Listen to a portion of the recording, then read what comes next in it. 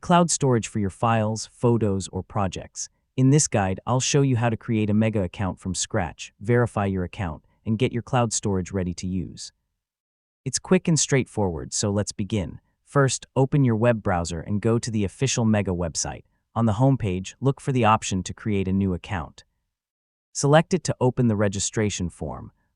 Make sure you're using the official Mega website before entering any personal information. Now enter your first and last name, your email address, and a strong password.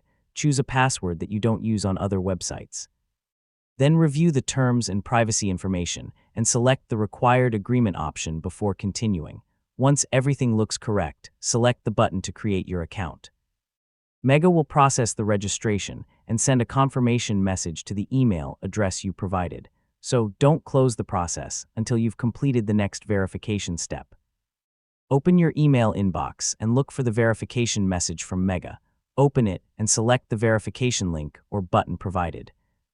This confirms that you control the email address connected to your new account.